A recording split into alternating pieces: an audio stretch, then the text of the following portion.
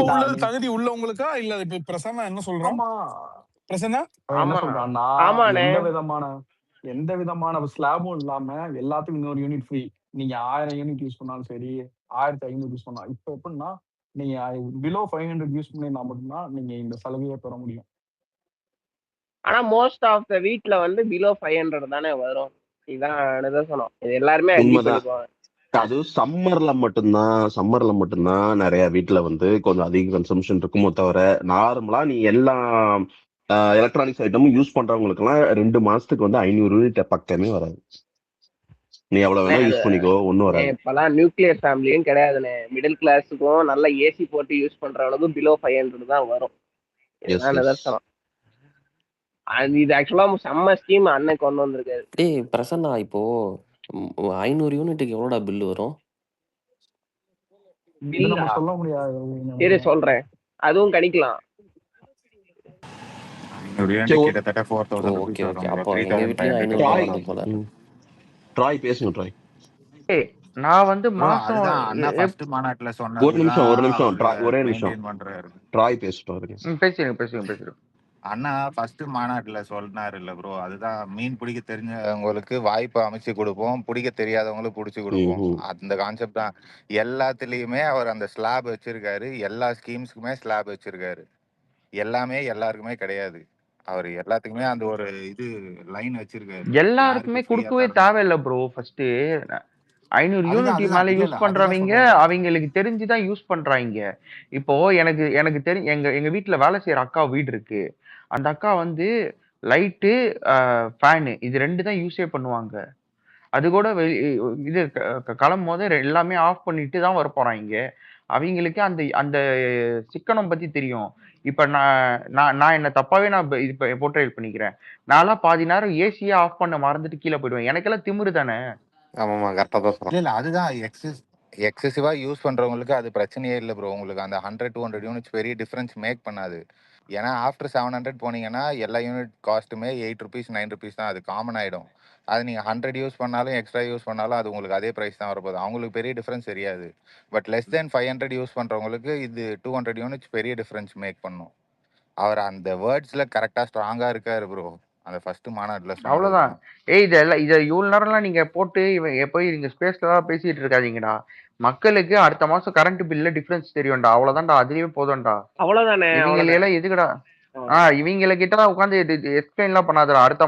நீ வந்து ஒன்னே இல்ல, ரிசல்ட் தான் வந்து காமிக்க முடியும். இவனுங்க விஜய் மேல தான் இருப்பாங்க காலத்துக்கு. அவ்வளவுதானே. அவ்வளவுதான். நீங்க கிரீன் எனர்ஜிக்கு ஷிஃப்ட் பண்றதுக்கும் நிறைய பிளான்ஸ் வச்சிருக்காரு. அந்த மேனிஃபெஸ்டோஸ்லயே இருக்கும். அதுல ஷிஃப்ட் பண்ணிட்டாருன்னா நம்மளுக்கு எலக்ட்ரிசிட்டி நிறைய ஷார்டேஜே இருக்காது. மற்ற வெளியில இல்ல ஃபண்ட் ஃப்ளோ மட்டும் கொஞ்சம் ஃப்ரீயா இருந்தா, நான் கேள்விப்பட்டேன் கொஞ்சம் அக்ரிகல்ச்சர் சைடும் இண்டஸ்ட்ரி சைடும் 50-50 சோலார் போலாம் அப்படிங்கிற ஒரு பிளான் வச்சிருக்காரு போல நார்வே. அதான் நார்வே மாதிரி வச்சிருக்காருன்னு ஒன்று கேள்விப்பட்டேன். பார்ப்போம். ஆனா ஃபண்ட் ஃப்ளோ தான் இப்ப பிரச்சனை. அதுக்கு இன்வெஸ்டர்ஸ் நிறைய பேர் இருக்காங்க கவின் ப்ரோ. இத கரெக்ட்டா ஸ்கீம் லைன். ஆமா, நீங்க அதானே பண்றீங்க என்கிட்ட சொன்னீங்களே. நான் அந்த ஸ்ட்ரீம்ல தானே இருக்கேன். இவங்க அந்த இதெல்லாம் கட்டிங் வாங்குறதெல்லாம் நிறுத்திட்டாங்கனாலே இண்டஸ்ட்ரியில இருக்கவங்க 90% போட்டுருவோம். அதுதான் இப்ப ரொம்ப ஜாஸ்தி. பெர் மெகாவாட் 30 lakhs சும்மா கட்டிங்கே வாங்குறானுங்க. அதை கட் பண்ணாலே எல்லாருமே போட்டுருவானுங்க. இல்ல இப்ப இவர் கொடுத்த இதெல்லாம் வந்து சாத்தியமா, இதெல்லாம் பண்ண முடியுமா அப்படின்னு கேக்குறாங்களே. இப்ப இருக்க வந்து நம்ம இருக்க பட்ஜெட் கடன் சுமையில வந்து இதெல்லாம் பண்ண முடியுமான்னு சொல்லிட்டு வர்ற சுரேந்தர் ப்ரோ, அதுதான் அவரு செமையா ஒண்ணு பில்ட் பண்ணியிருந்தாரு பாத்தீங்களா. நாங்க பிரைவேட் கன்சர்ன்ஸோட சேர்த்து சில கம்பெனிஸை ஸ்டார்ட் பண்ணி அதுல வர ரெவன்யூ ஜென்ரேட் பண்ணி பண்ணுவோன்னு ஒரு ஸ்கீம் ஒன்று சொல்லியிருந்தாருல மேனிஃபெஸ்டோல. அது இவனுக்கு இது வரைக்கும் யாருமே திங்க் பண்ணாதது. இது வரைக்கும் வந்ததெல்லாம் எப்படின்னா டாக்ஸ் ரெவன்யூஸ் அது மூலம் வச்சுதான் இவனுக்கு வந்து இது பண்றது. ஸோ இப்போ நீங்க ஒரு பிரைவேட் கன்சர்ன்ல இது பண்றீங்கன்னு வச்சுக்கோங்க, இன்வெஸ்ட் பண்றீங்கன்னா உங்களுக்கு அதுல ROI வந்து பாத்தீங்கன்னா நீங்க போட்ட இன்வெஸ்ட்மெண்ட் ஒரு 5 yearsல வந்துருது அப்படின்னா அதுக்கு அடுத்த இயர்ஸ்ல இருந்து வர்றது எல்லாமே உங்களுக்கு ப்ராஃபிட் தானே. உங்களுக்கு அப்போ உங்களுக்கு அமௌண்ட் ஸ்பெண்ட் பண்றதுக்கு நிறைய இருக்கும்ல. ஸோ அதெல்லாம் இவர் எல்லாமே வயபிள் ஸ்கீம்ஸ் தான் ப்ரோ போட்டிருக்காரு. நான் படிச்ச வரைக்கும் எல்லாமே வந்து கண்டிப்பா பண்ண முடியும் அப்படின்றதுதான். But it will take time. இப்போ எல்லா ஸ்கீமே ஃப்ரம் டே 1 பண்ண முடியாது. எல்லா ஸ்கீமும் 5th இயரும் பண்ண அது முடியாது. Is clear and transparent. அது முன்னாடியே சொல்லிட்டாரு. பிளஸ் வந்து இப்ப இதுக்கு முன்னாடி பாஸ் கவர்மெண்ட்ஸ் என்ன பண்ணிட்டு போயிருக்காங்க அதெல்லாம் நான் பார்த்து முதல்ல உங்களுக்கு வந்து ஒரு ஒயிட் பேப்பரை நான் சப்மிட் பண்றேன். அதை பேஸ் பண்ணி என்னோட திட்டங்கள் அதை நான் எப்படி இது பண்ண போறேன் அப்படிங்கறது ஈஸ் டிரான்ஸ்பரண்ட். நான் வந்து உடனே வந்த உடனே நான் சொன்ன அறிக்கையெல்லாம் அது வந்து இம்பாசிபிள். அதையும் நான் ஒத்துக்கிறாரு. ஓகே, அதெல்லாம் பண்ண முடியாதுன்னு ஒத்துக்கிறாரு. எனக்கு தெரிஞ்ச அந்த ஒயிட் பேப்பர் சப்மிட் பண்றேன்றப்பயே அவர் டைம் ஃப்ரேம் சொல்லிடுவாரு bro.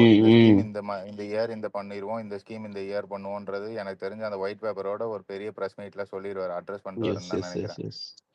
இல்ல அவரு அதுவும் சும்மா இல்லாம அவரு வெல் மோஸ்ட்லி ப்ரிப்பேர்ட் இல்ல. அவரு சும்மா எல்லாரும் சாதாரணமா நினைச்சிட்டாங்க. Completely prepare. இவங்க ஏதோ இன்னமும் ஏதோ உளறின்னு இருக்கானுங்க. இன்ஸ்டாகிராம் இவனுக்கு வந்து இது பண்ணிட்டாங்க, ரூட் social மாஃபியா mediaல அது boost பண்ணி இது இதுங்கிறானுங்க. பண்ணிட்டாங்க. அதெல்லாம் ரூட் ஜெகதீஷ் எவ்வளவு பெரிய மட்டின்னு நம்மளுக்கு தான் தெரியும். அதனால உடையா அதெல்லாம் எப்படின்னா சில பேருக்கு இந்த யோகம் அமையும், ஒண்ணுமே செய்ய மாட்டானுங்க. ஐ மீன் இந்த அவங்க சொல்ற எல்லாத்தையும் Free promotion. எதிரிகள் சொல்றா ஃப்ரீ ப்ரொமோஷன் சில பேருக்கு தான் கிடைக்கும். ஓகேயா? அது நான் நல்லா நோட்டீஸ் பண்ணீங்கன்னா ஜான ரேகசாமியும் அப்படிதான், ஜெகதீஷும் அப்படிதான். ஓடுற குதிரை மேல காசு கட்டாங்க, அது ஓடிதான் ஆகும். அது எதுவும் பண்ண முடியாது.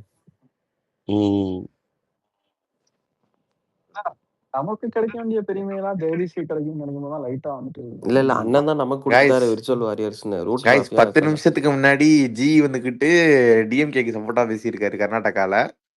காங்கிரஸ் அதுல மோடிஜி நதீர் ப்ரோ அதுல ஒரு ட்வீட் நான் இங்க ஷேர் பண்றேன். மேல அந்த கிளிப் இருந்தா அதுக்கு டிஎம்கே வந்து ஃபயர் விட்டுருக்கும்.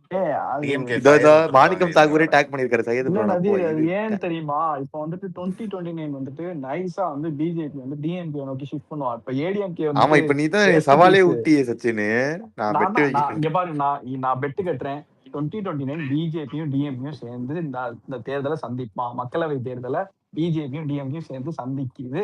இதுல எந்த தேர்ட் ஃப்ரண்ட் கட்டுவாங்கன்னு சொல்றாங்க மம்தா பானர்ஜி அவங்க. ஒரே ஒரு நிமிஷம். ஸ்டாலின் வந்து ட்வீட் போட்டிருக்காப்புல விஷ் பண்ணி, பதவியேற்றதும் தங்கள் கையெழுத்திட்ட அறிவிப்புகளையும் வரவேற்கிறேன் அப்படின்னு போட்டிருக்காரு.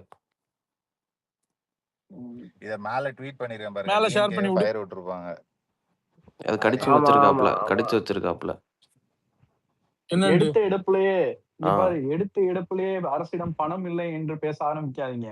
அதெல்லாம் இருக்கு. மக்களுக்கு கொடுக்க மனசும் ஆட்சி திறமையும் தான் வேணும்.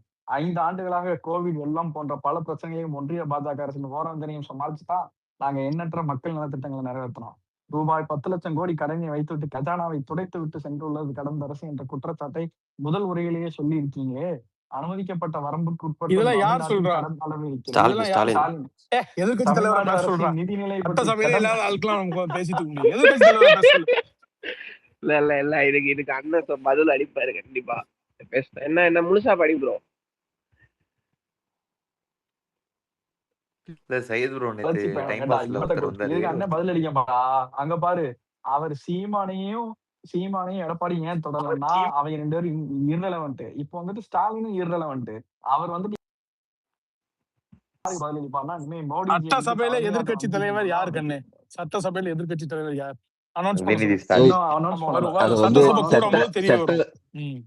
சட்டத்தை சாப்பிட மாட்டேன்னு சொல்லிட்டாரு அமைதியா. சட்டசபையில எதிர்கட்சி தலைவர் யாருங்கிறத அனௌன்ஸ் பண்ணுவாங்க. வரும் சட்டசபை கூடும் போது இப்ப பேசிக்கிதும் அவ்வளவுதான். நேத்து டைம் பாஸ்ல ஒரு காங்கிரஸ் தோழர் வந்தாரு. அவர் சொல்றாரு எலெக்ஷனுக்கு மட்டும் 70,000 கோடி கொடுத்துருக்காங்களாம். யாருக்கு கொடுத்திருக்கா? டிஎம்கே எல்லா மாவட்டத்துக்கும். கேட்காம ஏதாவது சொல்லாது. 7,000 கோடி ப்ரோ. என்னது 7,000 கோடியா? சாரி 7,000 கோடி. சாரி 7,000 கோடி. 70,000 கோடி எல்லாம் எடுத்தா கண்டுபிடிச்சிருவாங்க. 70,000 சரி டங்க் ஸ்லிப் ஆயிடுச்சு. சாரி. அவருக்கு அந்த இத பாரு, அந்த இத வந்து அவர் நக்கல் பண்றாராம், கிண்டல். ஆக்டர் விஜய் அட்டாக் பண்றாரு. மாண்புமிகு தமிழ்நாடு முதலமைச்சராக பொறுப்பேற்ற தமிழக வெற்றி கழகத்தின் தலைவர் ஆக்டர் விஜய். புரியுதா உனக்கு? நிறைய பேர் ஆக்டர் விஜய் தான் டாக் பண்ணிருக்காங்க. பண்ணிக்கோ. என்னடா ஜெகதீஷ் இவ்வளவு லேட்டா இருக்கான்? அது வந்துட்டு அபிஷியலா chief minister page president of டிவிக்கு முன்னேற மாத்திருக்கான். அத மாத்திட்டு டிவிகே பேஜ் நம்ம அபிஷியல் Page கட்சி வந்துட்டு பேஜ். இல்ல இவனதான் வந்து ரூட் மாஃபியாங்கறாங்க. பைத்தியக்காரன். பைரசில படம் ஓட்டிட்டு இருக்கான். அந்த ஐடியா இன்னும் வரைக்கும் தூக்கல. ஆமா சொல்ல மாட்டேன்டா. ஒரே நிமிஷம், இன்ஸ்டால ரீல் பார்த்தேன். ஜனநாயகன் படம் தியேட்டர்ல ஓடிட்டு இருக்குடா. ஒன்னும் சொல்றதுக்கு ஜனநாயகன் படம் தியேட்டர்ல ஓடுதா? இவன் தான் மாஃபியா. மாஃபியா.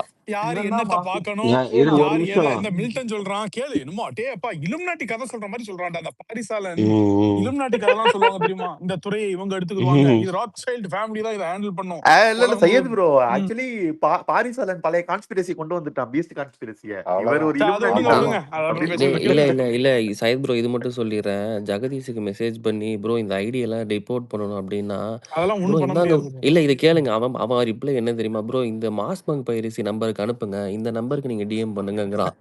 ம். கைஸ் லைவ் ஸ்டார்ட் ஆயிடுச்சு.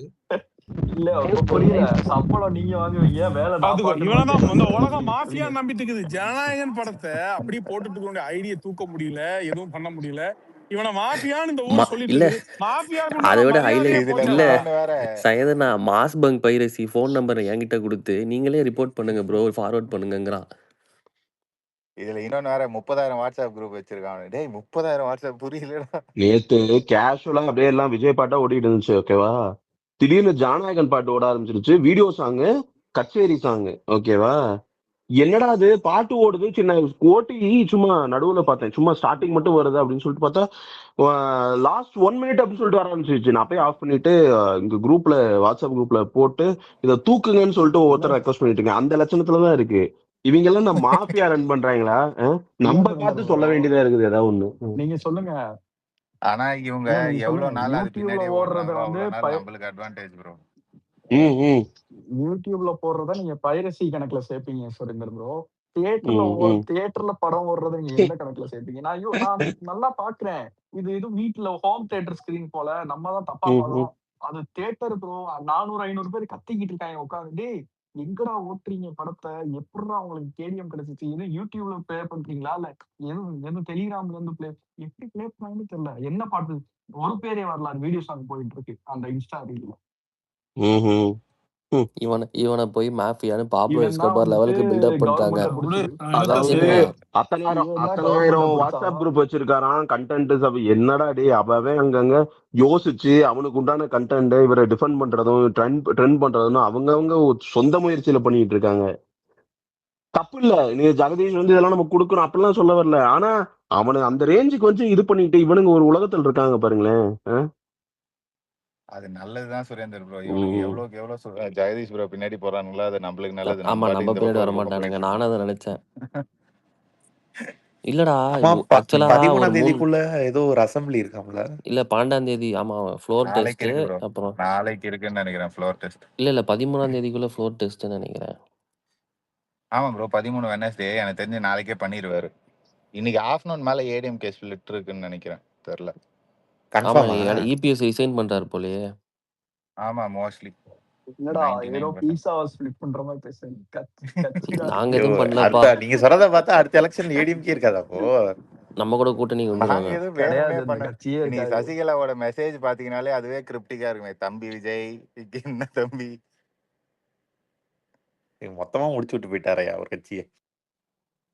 ஏய் ஜேசிடி இல்லையாண்டா ஸ்பீக்கர் ஆமா வந்துட்டு ஆமா, கண்ணா. சோழாதான் எம்எல்ஏ. இவர் அந்த சோழம் தானே மதுரையில பட் மதுரையில பாரு மதுரையில 2 மினிஸ்டர், ஒரு சபாநாயகர், தலைவர் அள்ளி எறிகிறாப்லயே நம்ம ஊருக்கு. ஆனா சச்சின் ப்ரோ, நீங்க எலெக்ஷன் முன்னாடி நீங்க பேசும்போது தான் பயமா கவின் இருக்கும். மத்த டிஸ்ட்ரிக்ட்லாம் வாட்ஸ்அப் கூட வரேன். சொல்லுவாங்க.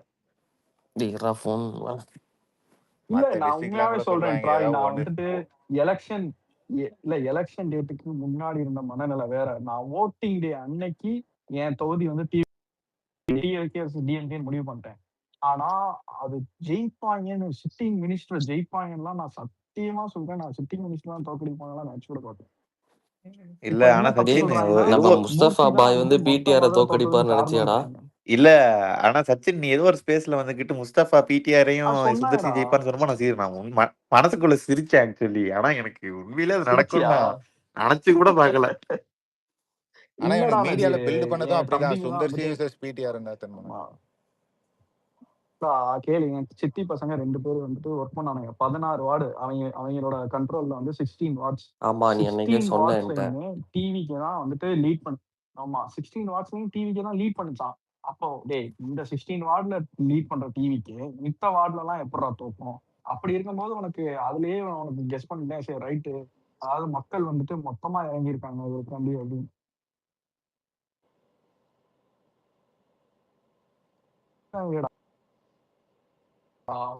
ஜெய் சூப்பரா பேசியிருக்கான் சச்சின். இவரு ஜெய் ஸ்டேஜ்லயே பின்னாடியே நின்னுந்தாரு ப்ரோ.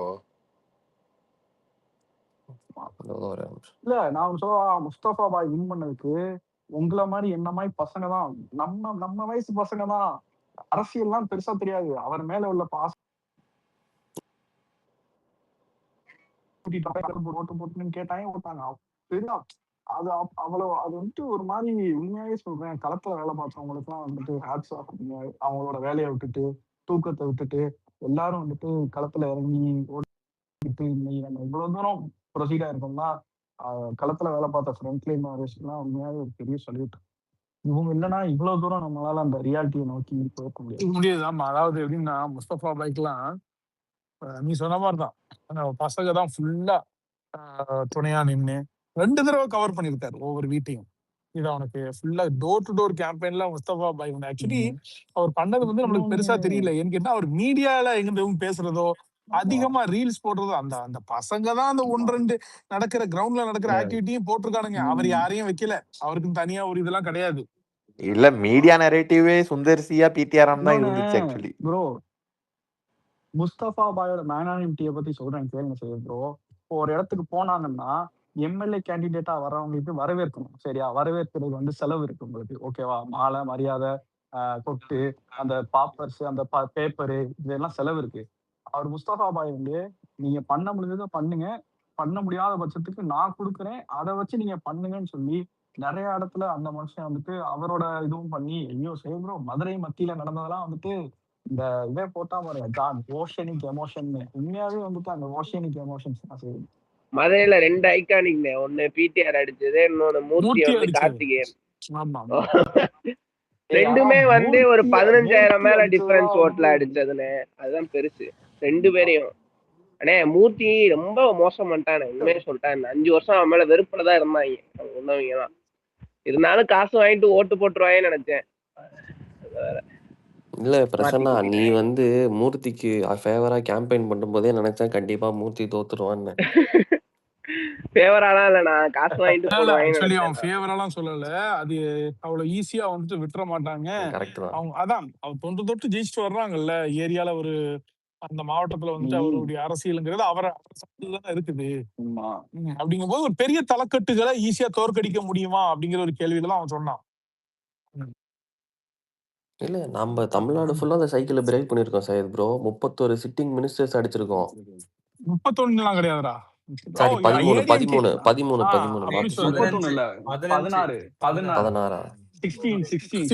அப்புறம் ஏடிஎம்கே எக்ஸ் மினிஸ்டர்ஸ் எல்லாம் எவ்வளவு பெருசு. சொல்லு இல்ல ஒரே நிமிஷம் சேவ் ப்ரோ. நீங்க கொளத்தூர்ல ஸ்டாலினை தோக்கடிச்சதை விட மதுரை கிழக்குல மூர்த்தியை தோக்கடிச்சது பெருசு சேவ் ப்ரோ. அது மதுரையில இருக்கவங்களுக்கு மட்டும் தான் அந்த புரியும்.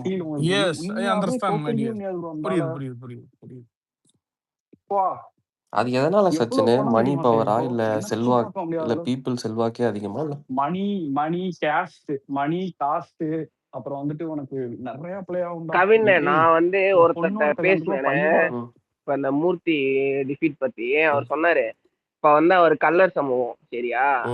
கல்லர் காலர்சமூகத்திலே இப்ப அகமுடையார் இருப்பாங்க முக்குளத்தூர்ல.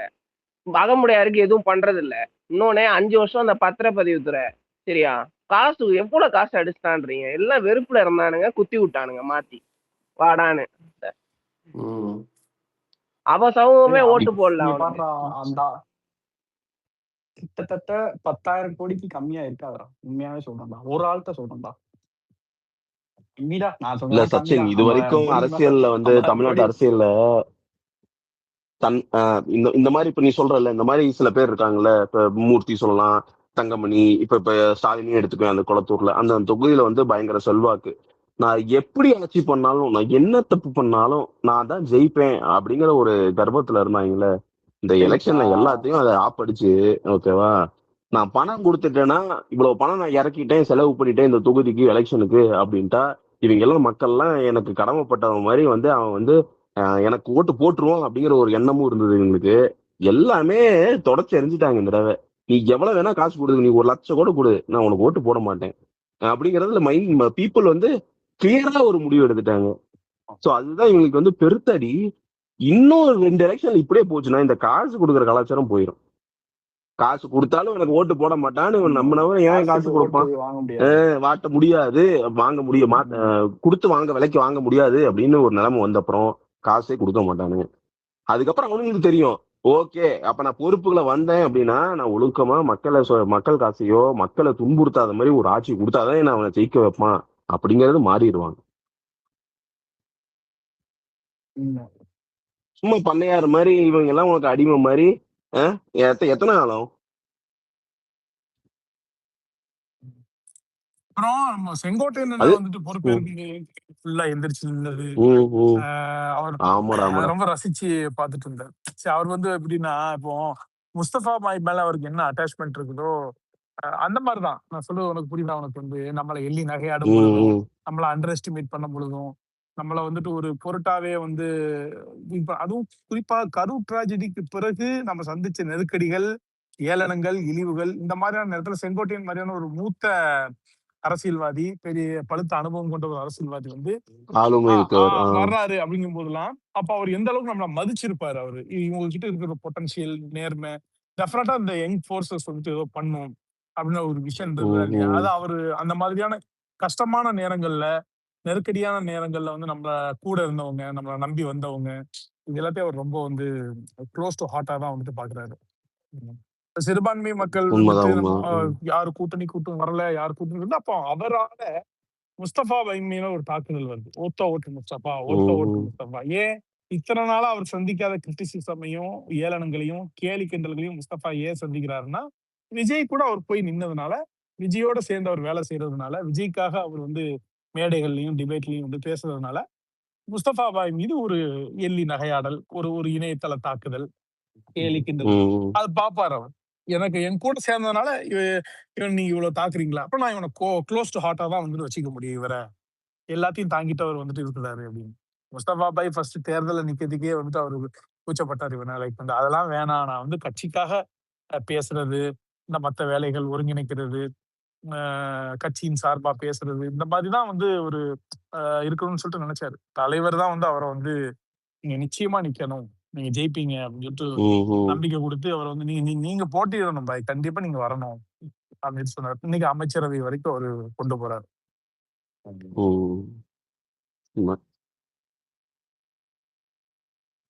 அப்புறம் இவ்வளவு நாள் வந்து செங்கோட்டையன் மாதிரி அரசியல்வாதிகள்லாம் பாரு, இவ்வளவு எக்ஸ்பீரியன்ஸ்டு பதவிகளை இது பண்ணவங்க, நம்ம கட்சியை வந்து எல்லாரும் டவுட் பட்டுட்டு இவங்கெல்லாம் ஜெயிப்பாங்களா அப்படிங்கும்போது ஒரு பெரிய டெசிஷனா நம்ம கட்சிக்குள்ள வந்து நம்பி வந்து ஓகேவா நம்மள ஆதரிச்சு இது பண்ணது எல்லாமே அவருக்கு தெரியும்ல. இந்த டஃப் டைம்ஸ்ல நம்ம கூட நிக்கிறவங்க அதைத்தான் வேல்யூ பண்ணுவோம். செங்கோட்டையன் இது வரைக்கும் அவர் எடுத்த டஃப் கால்ஸ், டஃப் டிசிஷன் எல்லாமே அவருக்கு சக்சஸ்ஃபுல்லா தான் அமைஞ்சிருக்குது. அவர் வந்து எம்ஜிஆர் பிரிஞ்சு வரும்போதும் சரி, திமுகல இருந்து ரொம்ப யங் ஏஜ்ல இவர் வந்து எம்ஜிஆரோட இருந்த ரசிகர், என்ன அவர் கூடவே இருந்த ஒரு ஆர்டன்ட் எம்ஜிஆரோட ஃபேனு. அப்போ இவர் இதை சூஸ் பண்ணார், ஏடிஎம்பி எம்ஜிஆரோட அப்படி வந்து இருந்தார். எம்ஜிஆர் உடைய மறைவுக்கு பிறகு ஜே அணி, ஜா அணி அப்படின்னு சொல்லிட்டு அதை பிரியும் போது ஜானகி அணிக்கு பல பேர் வந்துட்டு போகும்போது பவர் அவங்க கையில தான் இருக்குது அப்படிங்கிற மாதிரிலாம் இருப்பாங்க. இவர் வந்து ஜெயலலிதா அணியை வந்துட்டு சூஸ் பண்ணாரு. அதுக்கப்புறம் இப்ப அதிமுக இந்த சிக்கல்கள்ல அது சுக்கா உடையும் போது பல பேர் வைத்திலிங்கம் மாதிரியான ஆட்கள் அவங்க எல்லாம் வந்துட்டு பத்தன் சொன்னைக்கு எல்லாம் திமுகவை நோக்கி போய்கிட்டு இருக்குது. அப்புறம் அந்த குரூப்ல இருந்து மனோஜ் பாண்டியன் இதெல்லாம் திமுகவை நோக்கி போய்கிட்டு இருக்குது. ஏன்னா வேற ஆப்ஷன் இல்ல, திமுக தான் அடுத்து மறுபடியும் வரப்போகுதுன்னு அவங்க நினைக்கிறாங்க. பிளஸ் திமுகல இருந்தாதான் நம்ம கொஞ்சம் கெத்தாவும் பவர்ஃபுல்லாவும் உணர முடியும். இந்த கட்சியெல்லாம் எங்க கரையேற போகுது அப்படின்னு நினைச்சிட்டு இருக்கும்போது இவர் ஒரு கால் எடுக்கிறாரு, டிவி கேக்குதான் நான் போவேன் அப்படின்னு சொல்லிட்டு. புரியுதா உனக்கு? அப்ப அவர் டஃப் கால்ஸ் எடுத்த இடங்கள் எல்லா இடத்துலயும் நிப்பாரு. அவர் ஒரு சக்சஸ்ஃபுல்லான சைடுல நின்றுருக்காரு.